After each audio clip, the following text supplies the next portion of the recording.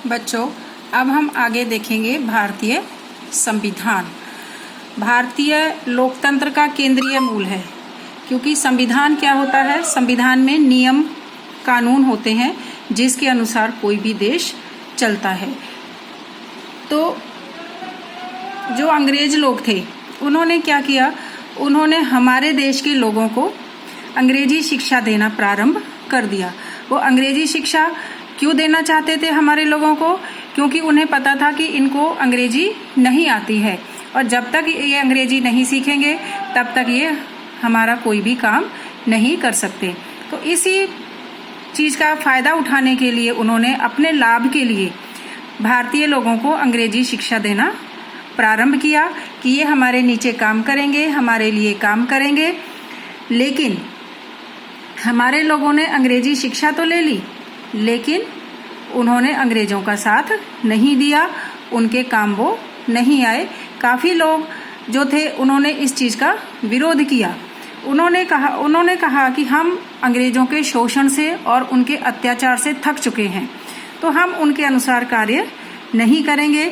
उनमें राष्ट्रवाद की भावना भी पनप चुकी थी। उनका मानना था कि हम समानता के आधार पर, हम न्याय के आधार पर लोकतंत्रीय व्यवस्था चाहते हैं जिससे हमारे लोगों को न्याय मिले और हमारे लोगों को समानता मिले। क्योंकि अंग्रेज लोग हम लोगों के साथ बहुत भेदभाव करते थे, जिसके कारण हमारे भारतीय लोग बहुत दुखी थे।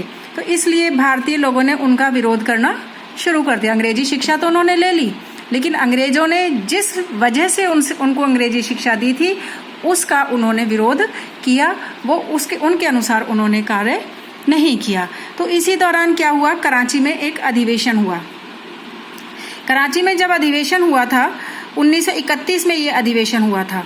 उस समय हमारा देश आज़ाद तो नहीं था, लेकिन देशभक्ति की भावना जो थी वो बहुत प्रबल हो चुकी थी। लोग देश को आज़ाद कराना चाहते थे, लोगों में राष्ट्रवाद की भावना पनप चुकी थी।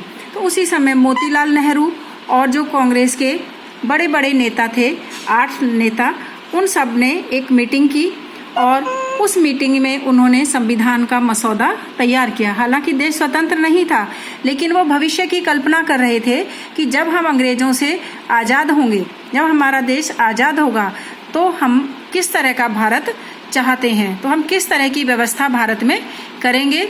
उन सब बातों को ध्यान में रखते हुए उन्होंने उसमें अपने प्रस्ताव रखे कि स्वतंत्र भारत की व्यवस्था कैसी होगी।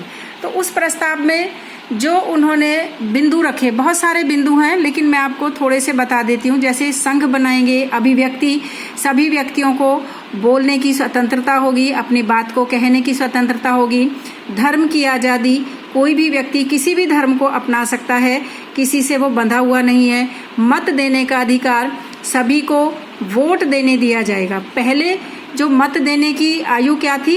21 वर्ष थी, कि जो व्यक्ति 21 वर्ष का हो जाता था उसे मत देने का अधिकार होता था। लेकिन वर्तमान समय में ये आयु क्या है? ये 18 वर्ष है।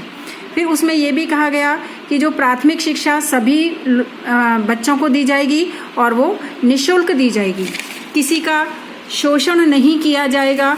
इस तरह से ये बहुत सारी बातें उन्होंने अपने प्रस्ताव में रखी। तो जब हमारा देश स्वतंत्र हुआ और उसके बाद जब हमारा संविधान बना, तो अधिकांश बातें हमारे उस संविधान में सम्मिलित की गई। तो बच्चों, ये हमारा भारतीय संविधान की रूपरेखा थी। अब भारतीय संविधान में क्या कहा गया? भारतीय संविधान की जो रूपरेखा थी वो ये थी कि हम भारत के लोग भारत को एक संपूर्ण प्रभुत्व संपन्न, समाजवादी, पंथ निरपेक्ष, लोकतंत्रात्मक गणराज्य बनाने के लिए तथा उसके समस्त नागरिकों को सामाजिक, आर्थिक और राजनीतिक न्याय, विचार, अभिव्यक्ति, विश्वास, धर्म और उपासना की स्वतंत्रता, प्रतिष्ठा और अवसर की समता प्राप्त कराने के लिए तथा उन